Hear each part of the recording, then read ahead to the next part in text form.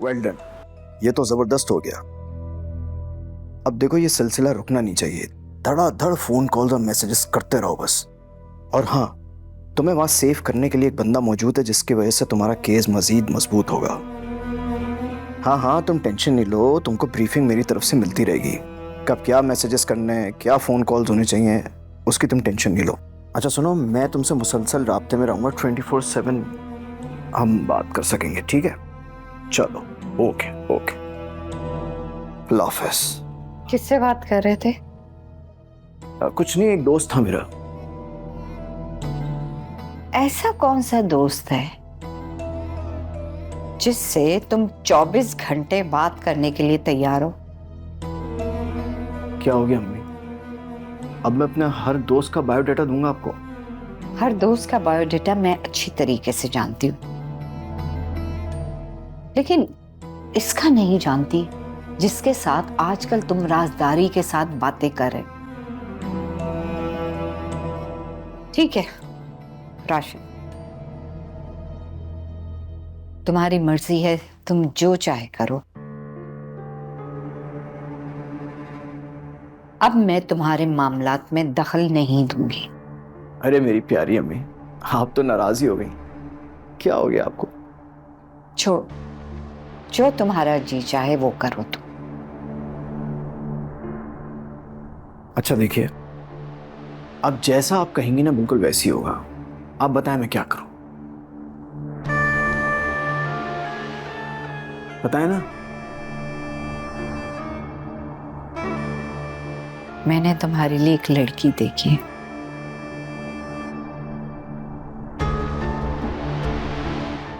ज़ारा, और कितना टाइम लगाओगी यार?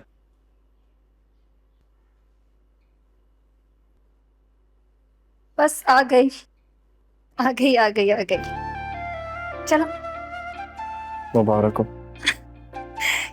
इतना टाइम तो लगता है ना रवि। चलो, जी प्यारी लग रही हो बहुत, पता है। Thank you. मैं बस ठीक लग रही हो। अस्सलाम वालेकुम। वालेकुम अस्सलाम। अम्मी, ज़ारा अपनी अम्मी के घर जा रही है। हाँ जरूर जाए। आंटी, मैं बस आपसे इजाजत ही लेने आ रही थी, रमीज ने पहले ही कह दिया। अरे बेटा, तुम्हें किसी की इजाजत की जरूरत नहीं है, जब भी जाना हो बस बता दिया करो। Thank you so much aunty, लेकिन अगर घर में बड़े मौजूद हों तो उनकी इजाजत लेना मेरा फर्ज है।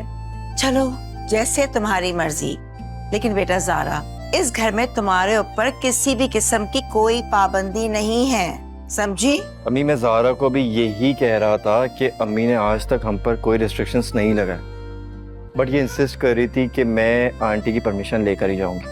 ये तो अच्छी तरबियत की निशानी है। अजरा ने अपने सारे बच्चों की परवरिश बहुत अच्छी की है। काश मैं भी कर सकती। वैसे अम्मी, ये ज्यादती है, आप बाजी के साथ मुझे ऐड नहीं कर सकती।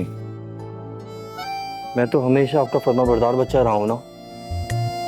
वैसे आंटी, भाभी भी खुदा ना ख्वास्ता कोई नाफरमान नहीं है, बस थोड़ी सी गुस्से की तेज है और थोड़ी सी जिद्दी। और गुस्सा हराम है, क्योंकि इंसान अपने होश और हवास खो देता है और गलत डिसीजन लेने लगता है, जैसे मेरी बेचारी बाजी लेती है। अच्छा खैर, अब इस बहस को खत्म करो और जाओ मेरी बहू को, जो मेरी बेटी है, इसको अपनी अम्मी के घर छोड़कर आओ, ठीक है? Thank you aunty. अल्लाह तुम्हें हर बुरी नजर से दूर रखे। Thank you aunty. आमीन। जाओ मेरा प्यारा बेटा। क्या चलो, अपना ख्याल रखिए। मैं बहुत लेट चलो जा जा, खुश रहो। अल्लाह हाफिज बेटा। माशाल्लाह। अल्लाह बहुत बहुत शुक्रिया आपका। हाँ, समझ तो मैं गई थी, लेकिन तुमने मुझे कुछ बताया नहीं था, तो इसलिए मैंने कंफर्म किया। मैंने आपको बताया तो था, मैंने इस काम के लिए एक बंदा हायर किया हुआ है, और वही वो शख्स है जो शफक से राब्ता करेगा। हाँ, काफी दिन पहले तुमने ये बात की थी, अब अचानक उसने फोन कर दिया। मुझे इसके बारे में पता होना चाहिए था ना। जी बिल्कुल, आई एम रियली सॉरी, मुझे बिल्कुल भी ख्याल नहीं रहा। मुझे उसकी हर कॉल और मैसेज का पता होना चाहिए कि उसने क्या बात की है, ताकि उसी तरह मैं यहाँ सीन क्रिएट कर सकूं।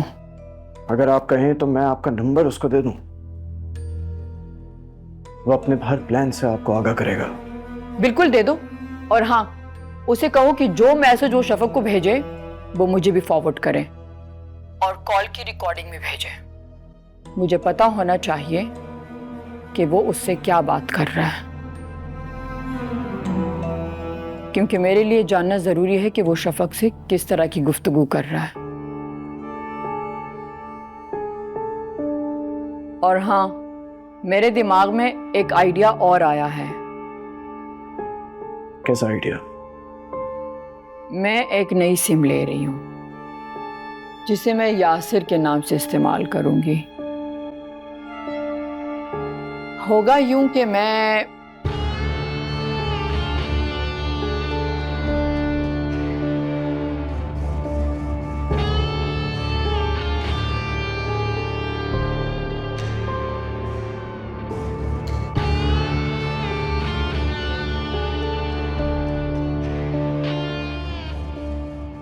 Very nice, excellent. आपका आइडिया मुझे बहुत पसंद आया।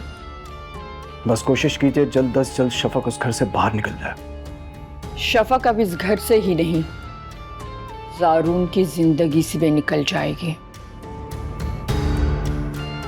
तुम देखते जाओ बस।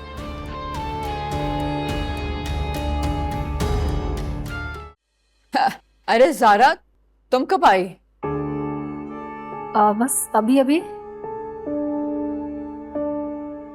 तुम शफक के कमरे में क्या कर रही थी? मैं जैन को देखने गई थी। वो तो मेरे कमरे में सो रहा है। अच्छा, मुझे लगा शफक को तंग कर रहा होगा तो मैं उसे ले लूं। वो तो बेचारी उसको हाथ भी नहीं लगा रही है इन्फेक्शन के डर से। हाँ, तो ये बहुत अच्छी बात है अम्मी। 2-4 दिन परहेज करेगी तो अच्छा रहेगा। ज़ारा, तुम अम्मी के साथ बैठ जाओ, मैं तुम्हारे लिए जूस बना के लाती हूँ। आज ऐसा लग रहा है जैसे बरसों बाद मैंने जैन की शक्ल देखी हो। तुमने तो बिला वजह ही खुद पर पाबंदी लगाई हुई थी। वहां भाभी ने नया शोशा जो छोड़ दिया था। वैसे उन्होंने कुछ गलत भी तो नहीं कहा था। वायरल अगर फैल जाता और बच्चों को तो फौरन ही अटैक करता है, तो इसलिए एहतियात भी तो ज़रूरी थी ना। और इतने दिन मैंने अपने दिल पर पत्थर रखा, लेकिन मेरा बच्चा तो महफूज रहा ना। अस्सलाम वालेकुम।